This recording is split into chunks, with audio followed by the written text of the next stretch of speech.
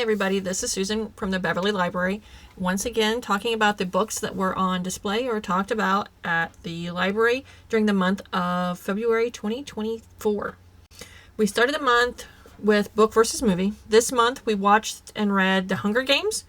In the ruins of a place once known as North America lies the nation of Panem, a shining capital surrounded by 12 outlying districts. The capital keeps the districts in line by forcing them all to send one boy, one girl between the ages of 12 and 18 to participate in an annual Hunger Games, a fight to the death on live TV. 16-year-old Katniss Everdeen regards it as a death sentence when she steps forward to take her sister's place in the games, but Katniss has been close to death before, and survival for her is second nature. Still, if she is to win, she will have to start making choices that weigh survival against humanity and life against love. The major differences that we found were that in the movie, Katniss starts out as a hero that starts to fall in love with her fellow District 12 tribute. The government is seen as evil from the start. The uprising starts earlier in the movie than in the books.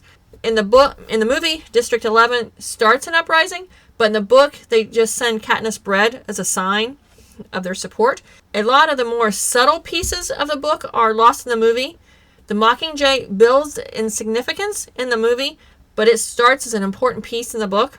In the end, the movie is a good representation of the book, but you'll lose a lot of the details, which is normal. Our next book discussion is the time for a pick-me-up. At last month's book talk, we talked about a lot of titles. One of the titles was the Thursday Murder Club. This one is about 4 residents at a retirement community who get together and discuss unsolved crimes. When there is a murder close to the retirement community, they just have to help the police solve it. This is a very good character-driven story. These are very nice people, and you won't want the story to end, so you will want to pick up the next book. The next title that was discussed was My Side of the Mountain. A kid lives in the city with his very large family. When he decides he's had enough of that, he decides to move out into the mountains and live. You join him on his adventure as he makes shelter, hunts, and survives in the woods for a year. It will keep you on the edge of your seat. The third book that was talked about was the first volume of Haiku. This is a series about volleyball. The main character is a very small boy who wants to play volleyball. In middle school, he is the only one who tries for the team, but he does gather enough for a team for the last game of the season. At that game, he meets his rival, the king of the court, and of course they butt heads. So when he gets to high school, he is super excited to get to play volleyball. He wants to show the king of the court what he can do. Imagine his surprise when his rival is waiting at practice. The next book that was talked about was the In Death series. This series successfully brings together sci-fi, mystery, and romance. The main character is a homicide detective in a future New York City. Each book is a self-contained mystery, however, there are continuous storylines. It kind of reminds you of watching a TV series. Random in Death, book 58, was just released. It helps to read these books in order, but you don't have to. We talked about an older book called Dark of the Moon by Stanford. Dark of the Moon is the first book in the Virgil Flower series. These are mysteries with a lot of twists and turns. Virgil is sent to investigate the murder of Judd. Turns out no one liked the man, and many are glad of his demise. So Virgil has his hands full trying to figure this one out. The last one I'll mention on here is one called Only This Beautiful Moment. Where to start with this one? Okay. It is a story that is told in 3 parts. In the first part, we are introduced to the son, the father, and the grandfather. The father and son go to Iran to help the sick grandfather. In the second part, we learn that the father was sent to LA from Iran for his safety. In the third part, we learn that the grandfather's story as a young man in Hollywood. These stories are well written and very well researched. The characters are presented with understanding and compassion. There were many other stories and books mentioned, but those are the ones that held the most discussion. For the With the Band discussion, we discussed Speak by Laurie Anderson.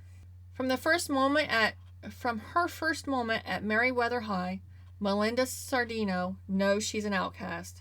She busted an end-of-summer party by calling the cops, a major infraction for high school society. So her old friends won't talk to her, and people she doesn't know glare at her. She retreats into her head, where the lies and hypocrisy of high school stand in stark relief to her own silence, making her all the more mute. But it's not so comfortable in her head either. There's something banging around in there that she doesn't want to think about. Try as she might to avoid it, it won't go away until there is a painful confrontation.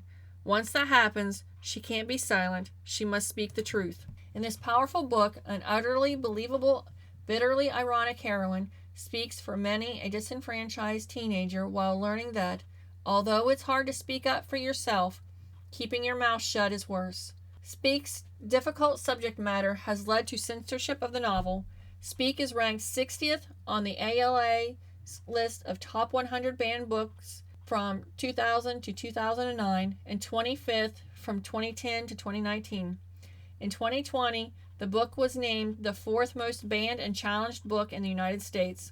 In September 2010, Wesley Scroggins, a professor at Missouri State University, wrote an article, Filthy Books Demeaning to our Public Education, in which he claims that Speak should be banned for exposing children to immorality. Scroggins claims that Speak should be classified as soft pornography and therefore removed from high school English curriculum. In its 2010-2011 bibliography, Books Challenged or Banned, the newsletter of intellectual freedom lists Speak as having been challenged because of its soft pornography and glorification of drinking, cursing, and premarital sex. Moms for Liberty has said that Speak shouldn't be taught in high schools because it might make boys feel bad. All right, let's get this out of the way. If you think that a 13-year-old girl getting raped is porn, you have a problem. If you think that a 13-year-old girl getting raped while too drunk to defend herself glorifies drinking, you might want to think about that. If you think that a book about a 13-year-old girl getting raped and then going through depression, self-doubt, going through self-harm, and thinking about suicide glorifies premarital sex, we might need to have a discussion. When asked about the Moms for Liberty challenge, the author had this to say: I have learned so much from America's teenagers, and there was one question I kept getting from boys everywhere, which tells you something. Usually it was a boy sitting in the back of the room, a big guy, probably an athlete, and he would say, Miss, I liked your book. But then he would get to the real question, and he would say, but I didn't understand why she was so upset. And the first dozen times I heard that, I wanted to ask the young man for his parents' phone number because I needed to have a conversation with them. But then I kind of dropped my judgment, and I listened harder, and I gave him more space. And they all said the same thing. They said, why would something that just takes a couple of minutes be upsetting her for months and months and months? I just don't get it. And they taught me so much with that question. When I explained to boys and entire classes that sexual trauma from sexual assault, or any kind of violence can last a lifetime, have generational impacts. People who are victims of sexual violence tend to have lower educational accomplishments. Often, if they are raped in or otherwise harmed when they're in college, they drop out. Their lifetime earnings fail. They often fall into depression and deal with mental illness for the rest of their lives. And when you explain these things, especially to the boys in these classrooms, an amazingly beautiful thing happened. First of all, they were kind of shocked. And then you could see them shift gears in their souls. And instead of being a young man saying something that might sound very ignorant, they would shift into that protective mode. Like, oh, I'm not going to let this happen on my watch. I'm going to make sure that I tell my friends about this. I'm going to make sure that the girls in my life, or anybody in my life, that's not going to happen, because I'm going to do what I can to stop it. And to watch somebody go from not understanding a problem to acknowledging that, learning about the problem, and then figuring out how they can be a solution to the problem. That's why teenagers are such outstanding human beings. And that's why it is so critical that they have access to books. All the books that allow them to work through what the real world is before they are facing it. When you read, you develop empathy. When you read, you develop your soul. When you read a book, you connect with the page, you connect with yourself, and if you share a book, you connect with another person. I watched those boys in those classrooms grow into men right in front of my eyes. Knowing about sexual assault can keep it from happening. We as readers need to keep this novel on the shelves so students know that rape is something that can be discussed and is nothing to be ashamed of. They can ask for help and receive it when they are ready. This book can be removed from shelves when it is no longer socially relevant. Now for the last reason that Speak should remain on the shelves. I am not alone. I can survive this. Books can help us step into the shoes of others in a safe manner, but they can also help us figure out our own situations. For more information, you should check out the RAINN organization. RAINN, RAINN, Rape, Abuse, and Incest National Network, is the nation's largest anti-sexual violence organization.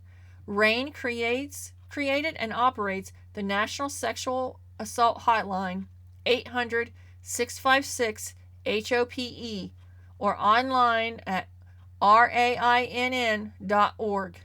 In partnership with more than 1,000 local sexual assault service providers across the country, and operates the DoD Safe Hotline for the Department of Defense. RAINN also carries out programs to prevent sexual violence, help survivors, and ensure that perpetrators are brought to justice. The staff picks this month were Foster, House in the Cerulean Sea, and Wedding in the Pines. Foster is a palate cleaner. A little girl is sent to spend the summer with relatives while her mom prepares for the birth of her next child. The little girl goes on adventures with the childless couple and enjoys her summer. It is a short story filled with lovable characters. It's one of those stories that you just want to go into their world and stay for a while. House in the Cerulean Sea is about an inspector who is sent to check out an orphanage. But this is not your normal orphanage. The children are all from myth and legend. The kids have been through a lot in their short lifetimes. He learns about the town and the two adults who are in charge. If you enjoyed Cerulean Sea, you might also like Miss Peregrine's House for Peculiar Children. The Wedding in the Pines is a clean romance. Hallmark romance. Two people full of dreams meet and fall in love, but life happens and their love and dreams are left in the past. So what will happen when they meet again at the Wedding in the Pines? Join us in March for more staff picks and time for pick-me-up books. The book versus movie for March is Wedding Figures, or it's Hidden Figures. The banned book next month is The Hate You Give. Also, if you wish, I can set you up with a mystery box. Just let me know what genre and how many you would like. All books mentioned are available through the Beverly Library, Libby, or Hoopla. And as always, keep reading.